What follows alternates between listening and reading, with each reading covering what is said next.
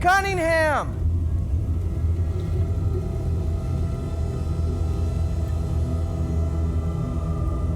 Is that you, Cunningham? You're not mad, are ya?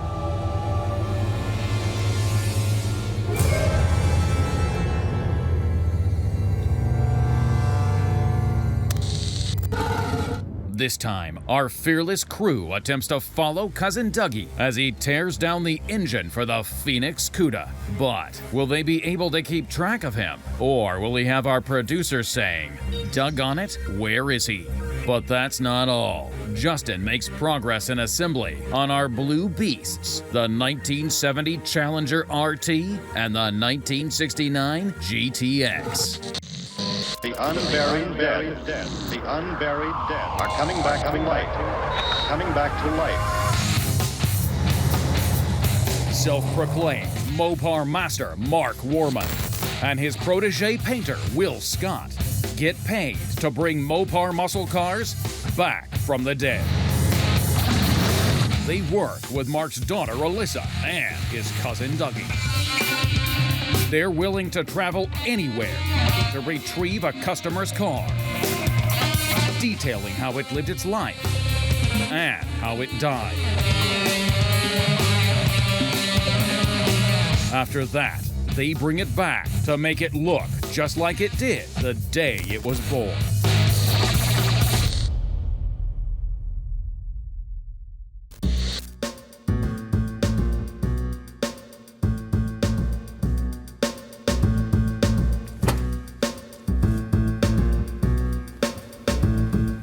Oh, good morning. Brother Doug, hey, brother. Jeffrey, what's going on? I got your mic for you. My mic? Yeah. What am I doing today? I don't know. What's going on? This is Follow Doug Day. Follow Doug Day. Orders from the producers. Oh, no. What do I have to do now? Well, what are you gonna do? I mean, what am I supposed to do today Yeah, in the way of work? yeah, Well, I have a Phoenix engine to tear down today. okay. And we have a bunch of car parts we have to put away. That is what it is. All right. Are you going to follow me around all day today? Yeah, Really? yeah. Oh, boy. Here we go. Meanwhile, in the assembly shop, Justin is installing the pistol grip shifter in the B7 Blue 1970 Challenger RT.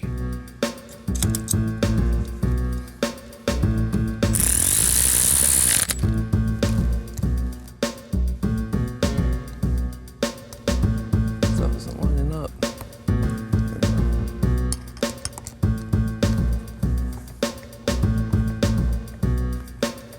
Just these holes not lining up super well.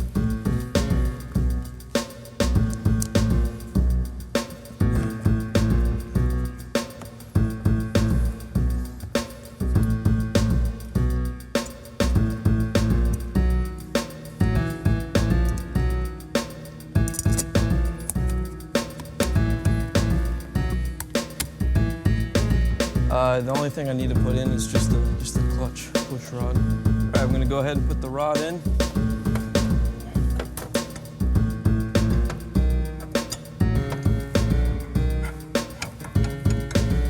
Get my retaining clips on there.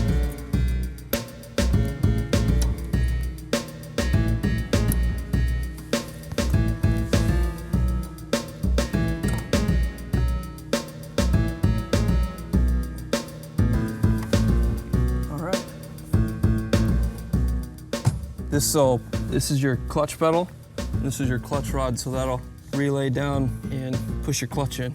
All right, she's in.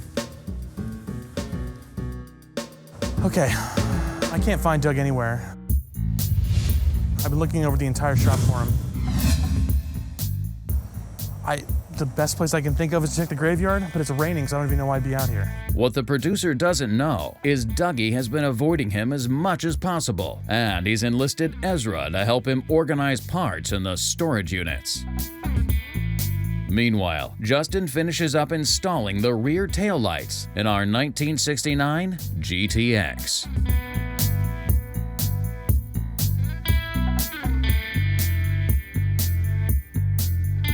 I did already go through and I put our gaskets in here. And then there's another gasket that lies right under the lens to the taillight housing. I already got those prepped because I did a pre-fit. So go ahead and get these ones on the car.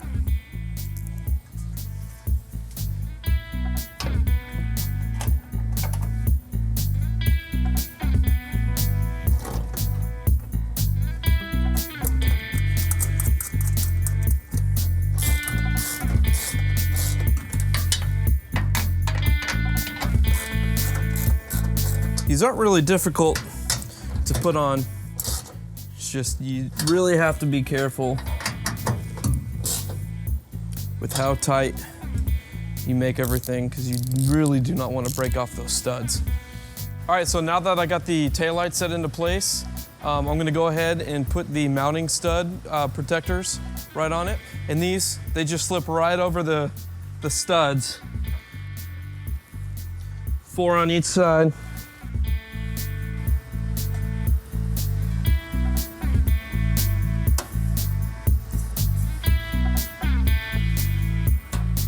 Now I can go ahead really quick, put my lights in. They just click right into the housings. Snap into place right there. Make sure your wire's tied down. Got the lights hooked up. Now I can go ahead and put our trunk light wiring harness in there. The trunk light option is really cool. It's always kind of cool to come across a car that has that. So this mounts right here. And what it does is, when the trunk is closed, it pushes this down, and so you lose this connection between here. And when the trunk opens up, it makes a connection and causes that light to turn on. So I'll go ahead, I'll mount this first.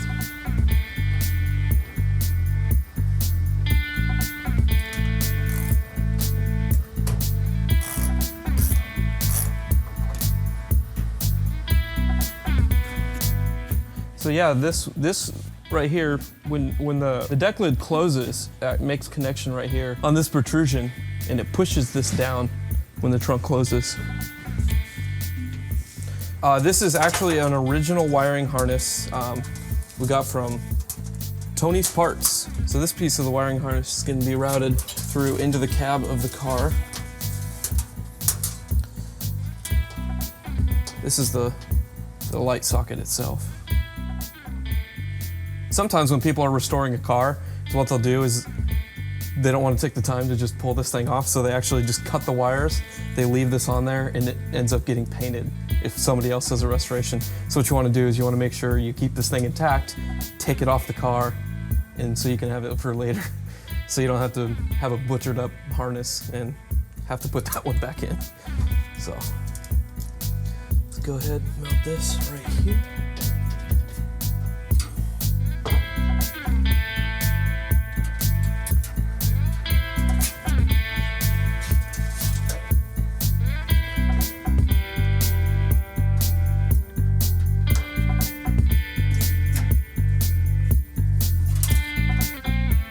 Just pull that through and just put in your wire retainer clips and good to go. All right, now that I got the trunk light in there, we need something to protect the trunk floor. So we got the trunk mat lining that we can put in here. So I'll go and grab that and put it in. All right. Doug? What? Oh, there you guys are. Oh, hi, Matthew. What are you guys How's it doing? What are we doing? We're putting all these car parts away that Mark told us to put inside this little tiny pod. And this isn't everything either. There's still more stuff. So yeah, we're just out here enjoying this beautiful, sunny Oregon day, right? What do you need, Matthew? Keep going. Oh, keep going? All right. Okay. Let's wheel that baby in there and put all that stuff away. Does this go in there? Everything goes in. Well, yeah, that can go right in the corner. Oh. Stab the fin, hope you don't mind. Was that a nope? No, I said stab the fin, hope you don't mind. I don't know where you want any of this stuff though. Nice. Most of the stuff's junk. All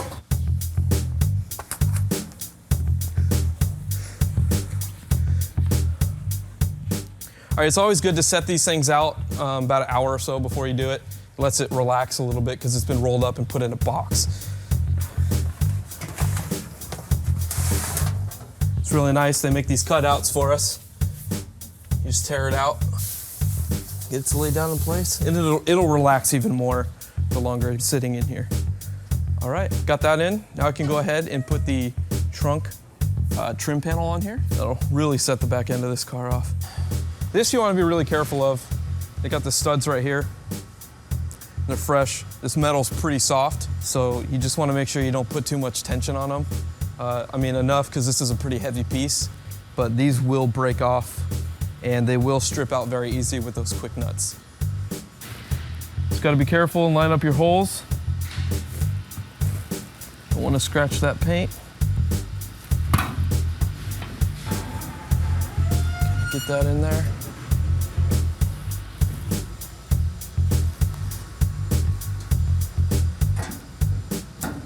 Start with the one. Don't go all the way tight yet. You want to take each of these and bring each of them, or tighten each one slowly as you go. It'll help even out that pressure.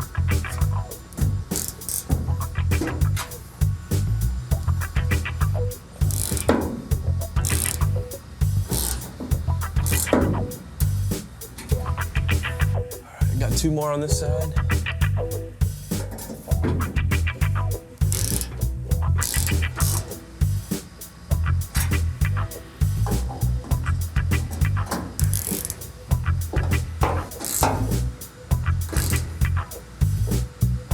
Alrighty, got those tightened up, even pressure all the way across.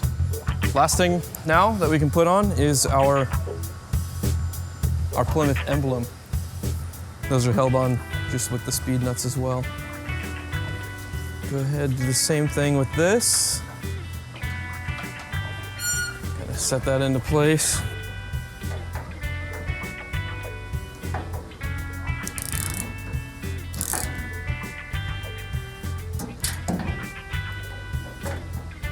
Just have to be careful when you're cutting your threads on these fresh posts. If you feel any resistance, just be careful because you don't want to snap that stud off. That's that. Shut the trunk. That looks good. Looks like a completely different car.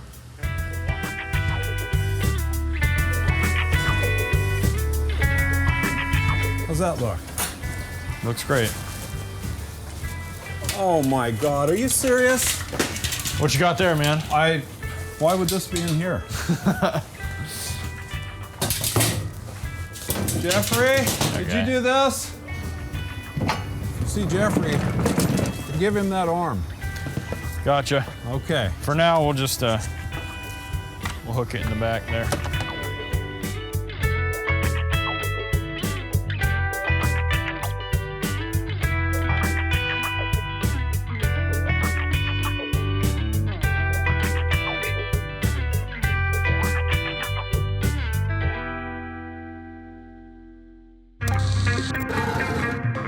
Coming up, the engine for the mythic Phoenix Cuda is torn down and gone over in painstaking detail. Equally painstaking, our fearless producer and crew follow Cousin Dougie to discover the secret of just what it is he does all doggone day.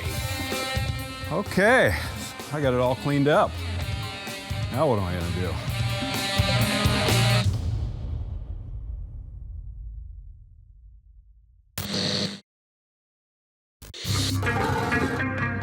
1971 was the year that Barracuda like this one awaiting its own restoration, had the following important advantages over the popular Mustang. It was an economy two-door coupe that's considerably discounted, had more interior roominess in the front and rear, allowing ease for drivers and passengers. It had more selective engine choices, from rock-bottom economy up to all-out performance. Additionally, Barracuda had 52% more brake lining area, more functional instrument panels, and optional full-body side protective moldings that ran the entire length of the car. In 1971, the name Mustang was not enough when you stacked up the features of the Barracuda, making it our corpse of the week.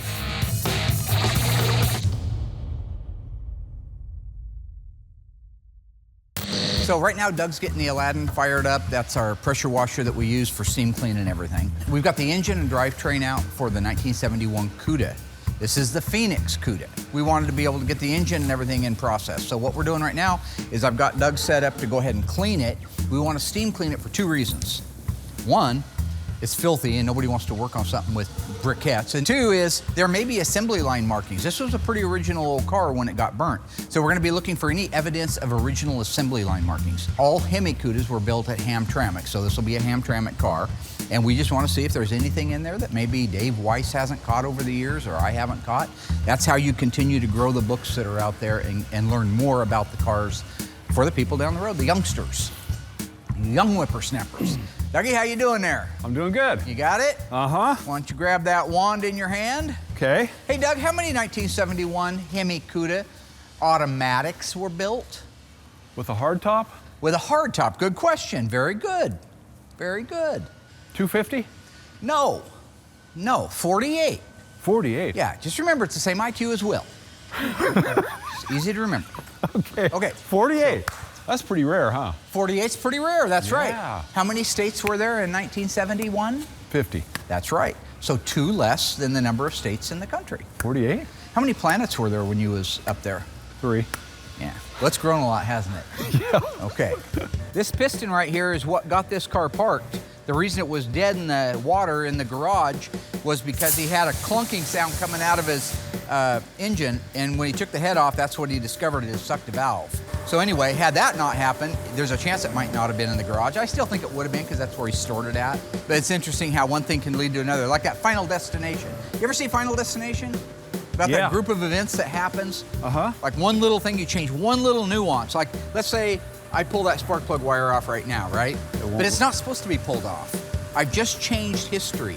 Now, you're steam cleaning along, and you catch this with the end of your nozzle. The wand flips out of your hand. It blows your right eyeball out through the right-hand side of your ear, and then you spend the rest of your life reading everything with Braille, right? All because I unplugged that spark plug wire. That one wire. Yep. You can't cheat death.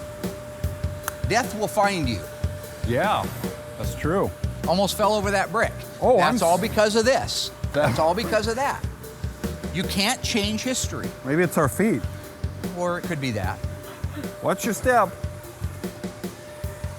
I'll try to do the same. Show me everything. How about a I'm little told that I have a nervous disorder about clapping.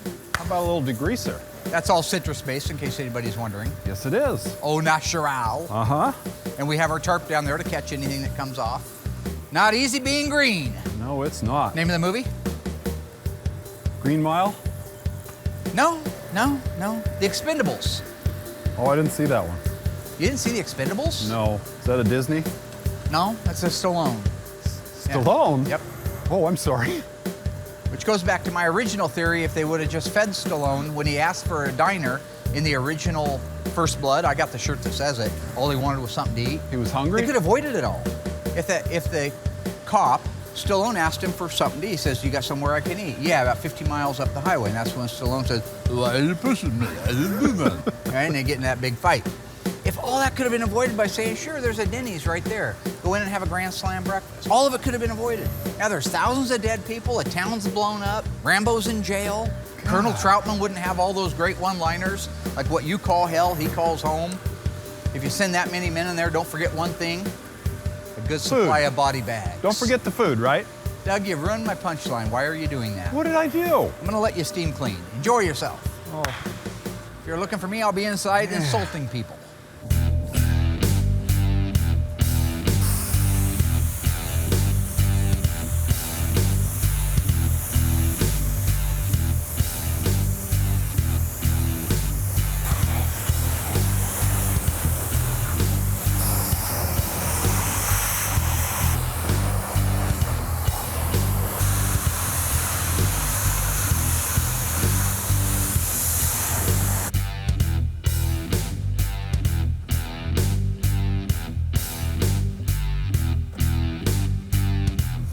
heavy old girl, even though she's only half there.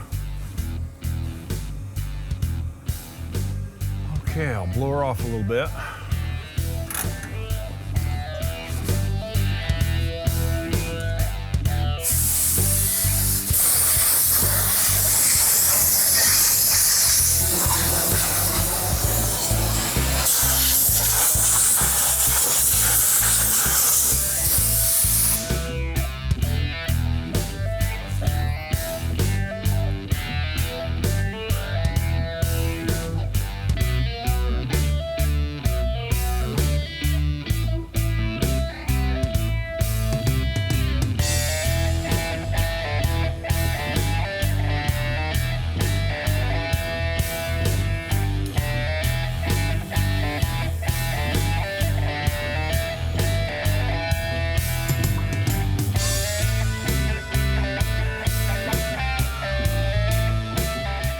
Okay, I got it all cleaned up. Now what am I gonna do? I don't even think I want to touch this thing. Oh, it's lunchtime. I'm out of here.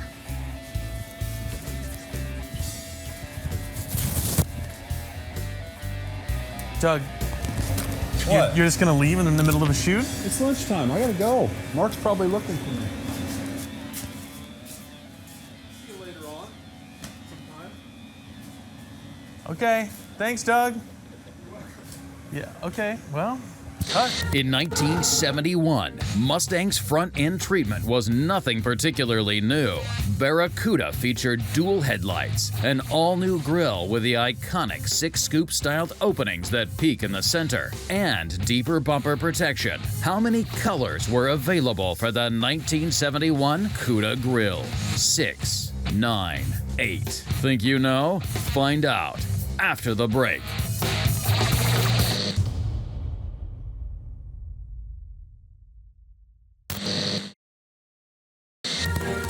Welcome back, ghouls. We learned that the 1971 Barracuda featured dual headlights, an all-new grille with the iconic 6-scoop styled openings that peaked in the center, and deep bumper protection. And now we've asked how many colors were available for the 1971 Cuda grille. If you answered 9, you were right.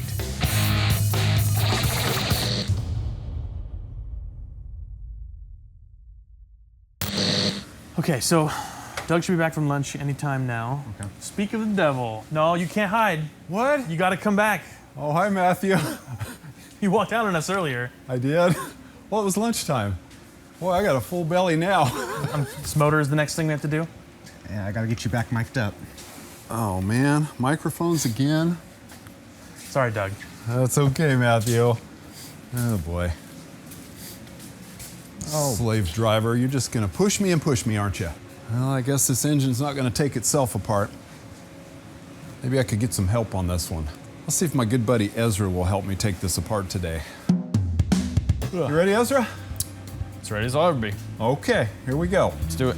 I guess it's time to take this Phoenix engine apart finally. Yeah, I got away from it for long enough, I guess. So Ezra's gonna help me and we're gonna Yes, sir. take this thing apart. I have no idea how this is gonna go. I don't think it's gonna be easy. I'll keep my fingers crossed like I always do. Go ahead and pull the spark plugs out. I'll clean off all the debris. We got a head start on it. One of the heads is already off the engine. These actually don't look too bad. The plugs? Yeah, look at that. Yeah, amazingly clean. Watch out for water in there. Nice. Okay. That first plug I pulled actually looked the best though. They got worse after that, huh? Yep. Rusty? Crusty? Only. Hey man, Came loose, huh? this line's in the way here. Oh, yeah. So, hold on a second. Hold on. Cut it. Try it now. Got it? Sweet. Oh, heavens. Oh. Beauty. It's like the Titanic in there, doesn't it? Beautiful. Oh, my God. That is horrible. I didn't clean it good enough. Maybe you should have cleaned it after the heads came off. Yeah, okay. You know, my friend's Dodge just blew its head gasket on his flatbed truck, and he pulled his push rods out for his Cummins, and one of them was bent like an S. Yeah, that happens. Thought it was pretty funny. Over revving, huh? Yeah, he was going 80 when it blew. Okay, see if you can find a socket that fits the head bolts right there. Breaker bar. Where's the huge breaker bar at? Probably won't need that. Unless you're weak, bro. See how tight they are. Because I'm trying to get these head bolts off in here, and they are tight. Ooh, not really. That's pretty loose, actually. Oh, Is there a sequence? no. Just pull them off. Yeah.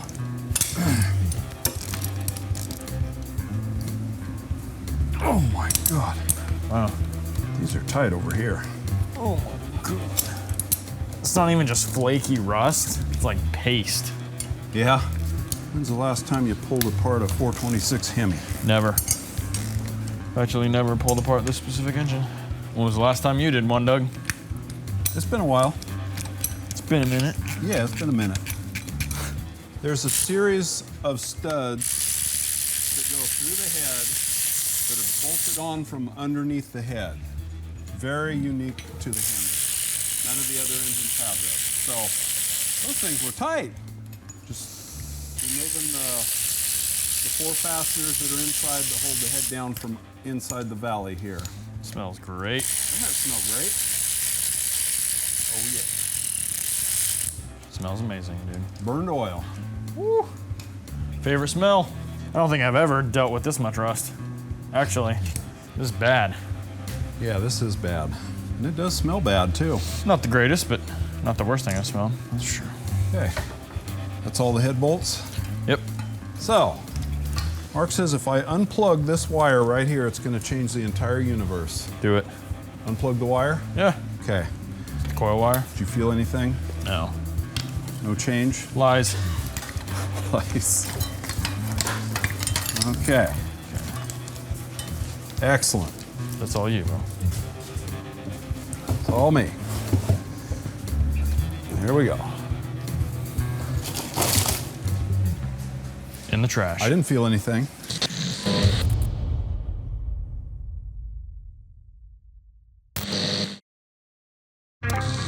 Stay tuned. There's more to come as Cousin Dougie and Ezra completely dissect and discuss the Hemi in the mythic Phoenix Cuda. That fan's in pretty good shape, huh? Yeah. Just need some paint. With all the melted stuff on it. But will Cousin Dougie's protege outshine him? Or is Dougie better than Ezra? I bet we can rebuild that. We probably won't, though. Man, you're slacking.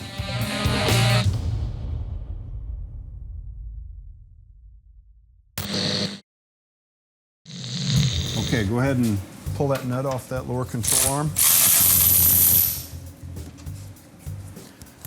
Rusty crusty, huh? Yep. We're trying to get this lower control arm off here so that we can get the steering box off and the exhaust manifold and the head. It's all tied together. Got it. Kind of like an octopus. An octopus is Yeah, not with all the, its hands tied together, not right? the analogy I would have used. Okay, I don't want to hear yours. So what I'm doing right now is trying to drive this roll pin out of the end of this strut rod so I can get the nut off that holds the strut rod to the lower control arm. Okay, let's see if I can get the other end loose.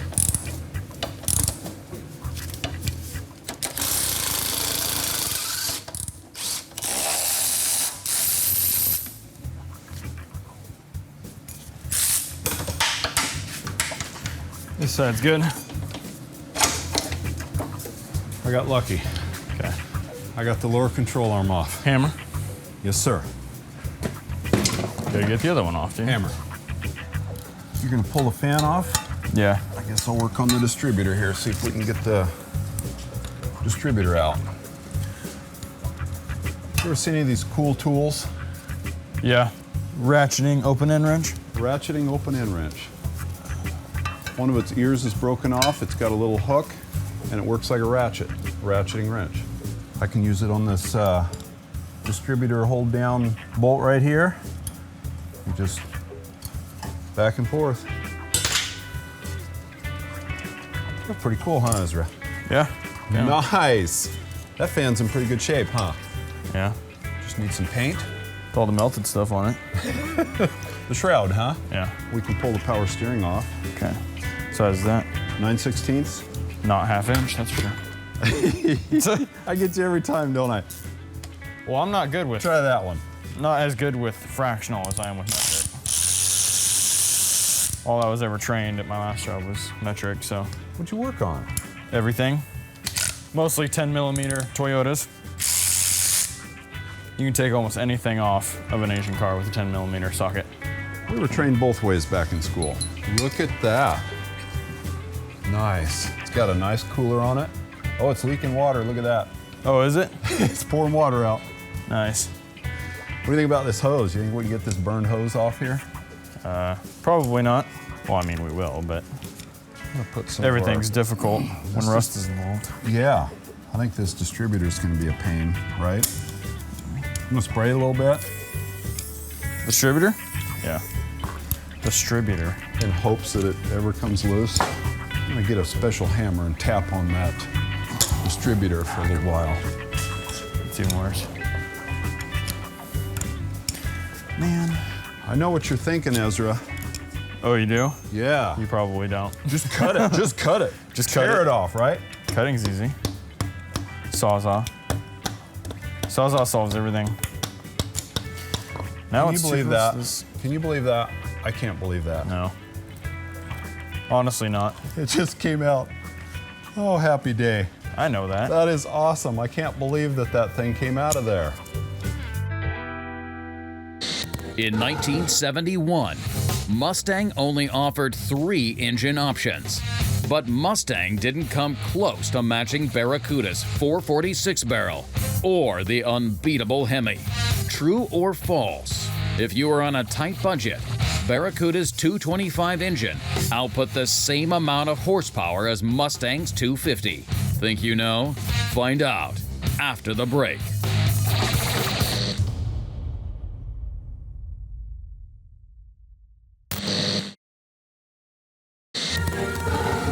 All right, ghouls, we've been taking a look at the differences between Mustangs and Barracudas in 1971.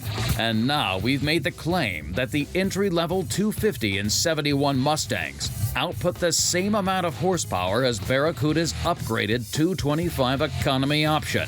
Were we telling the truth? Yes. Both engines output 145 horsepower.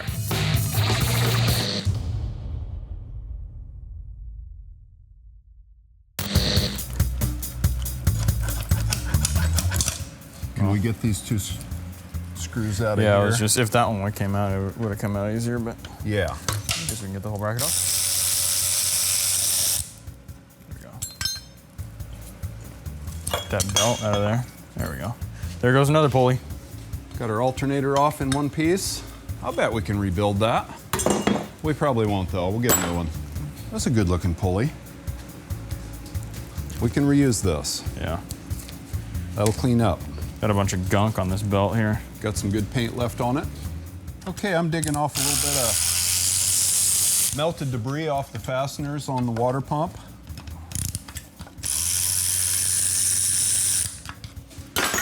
There's more on more. Got our fuel pump and our fuel filter. Rusted Our upper on. line to the dual 4 carburetors. It's good reference. So we'll know how to put it back together again. Got it. There we go. Oh, sweet. Good job. One very rusty, crusty water pump, huh? Pour water everywhere, maybe. Yeah. Oh! Rust. It wasn't even fluid, it was just rust chunks. Awesome. Got the lower pulley off. 2 pulleys in one. Yeah. Pulleys is smaller than the other one. Look how Definitely. clean it is inside. Still shiny. That's amazing. After all these years, that thing hasn't even rusted. All right, the nut came off easy enough. Yep. If you could get this bolt out, drop this idler arm down. I'm gonna unbolt the steering box, and then we can get at the exhaust manifold. Came out, no pliers needed. Nice. Okay. So I'm gonna get these There we go. out. Took us a long time to get to this point, didn't it? Yeah. Looked impossible for a while. Okay, Ezra. Got it out, button. Wish us luck here, buddy. To myself? Both of us. Okay. Look at this. Look at this. Look at this. We did it. There we go. We did it. Oh, and look at that. It's everywhere. leaking oil. That's okay. Let's put it up here on the table and let it leak. All over the spark plugs. Perfect. Yeah, they need oil. Hey, Yeah. look at that. We finally found the exhaust manifold. Let's see if we can get that out of there. Did you spray penetrating oil on them yet? I didn't. Of course not, man. You're slacking. There we go.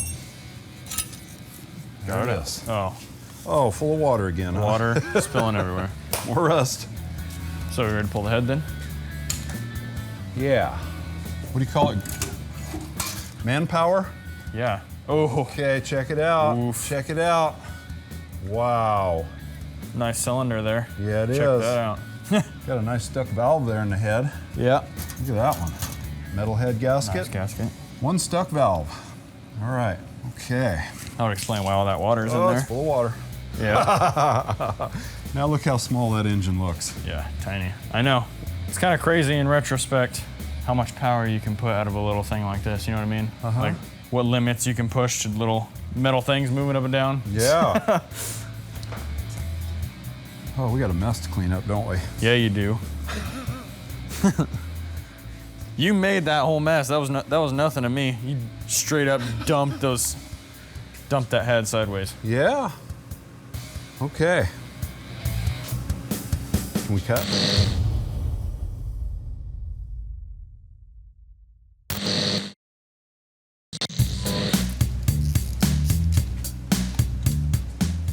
Okay, so we're going to use some slimline tools to get that starter off there. Yeah. Low profile, ratchet and socket. Got the starter. And we have a starter and the wiring.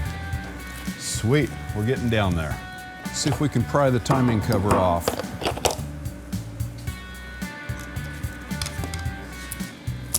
Sweet, There we go. timing cover off. So now we have access to the oil slinger on the front of the crankshaft. And on a Hemi, we've got 3 bolts holding the upper timing gear on the camshaft. So we're gonna pull those 3 screws out and pry the timing chain and gear assembly off there. So on the top of the camshaft is the distributor drive gear, which also drives the oil pump on the side. So I'm gonna pull that out. And the way I like to do that is I use a broad flathead screwdriver and I just twist it out and it picks it right up out of there. And then you can pull it out through the distributor hole. So you can just kind of twist it back and forth and pull it up out of there. So there's the distributor drive gear. It's got a slot in the top of it for the distributor to drop into. It's driven by the camshaft, and then this end drives the oil pump down through the side of the block, this hex-shaped tip.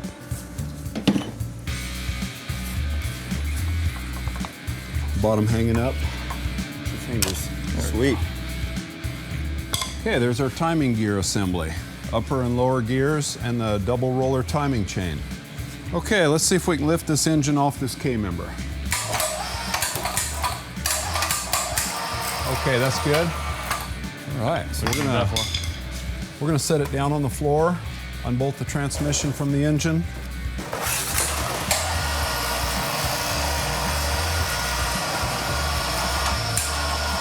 Perfect. Hopefully we can just pull these 2 right apart.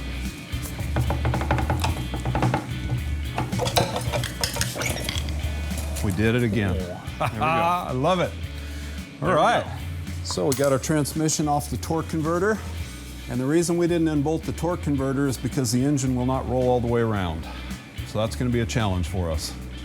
Raise this up, pull that torque converter off, and then we'll get an engine stand to put it on. Right there.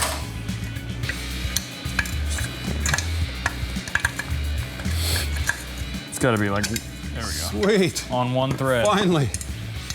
torque converter. Wonder if it's any good. Probably not. Probably not. We'll get a new one. It's that lifter. Gotcha. There you go. Good job. There we go. There's another, how many pounds? Camshaft?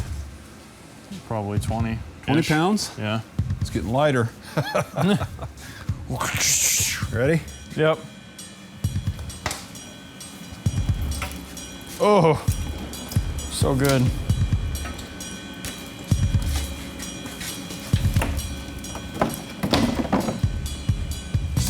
Oh, that's right. So good, so good. What do they call that? A masterpiece? Here we go. Oh. It's like Christmas. Oh boy. More gook. A really God. A really crummy Christmas. Really Nice. crummy Christmas. Let's peel this. Be careful. I don't want to get splatted, right? Neither do you. Okay, so here's the windage tray. Must be up in the pistons now. Now we're going to try to get some pistons out of here. You ready, Ezra? I believe so. The catcher. Okay. Okay. I was a catcher for baseball in middle school. Good. I hope you can catch a Hemi piston. Yeah, we'll see. 2 ring, 3 ring. There we go. Sweet. We got one. Ready? Yeah. 1 ring. Nothing? Oh, there we go. Got it. Let's get that oil sump out of the way real quick. Give us some room. Hey, that was pretty easy. I'm gonna unscrew that real quick. That is a huge, huge pickup tube. More water, huh? Okay, so now we have more access. So, boy, still don't look too hopeful, does it?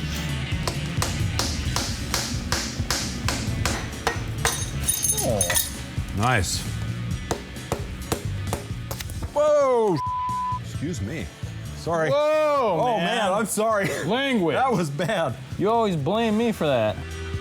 So we finally got all the pistons out of the Phoenix engine. We have a guy here to pick this up and take it to the machine shop as we speak. I want to thank Ezra for a hard day's work. Thank you, Ezra. Good job, buddy. Got it. Okay, let's roll this baby out to the truck and watch it fly away. The Phoenix engine, right? Pretty sure that's not how that works. No?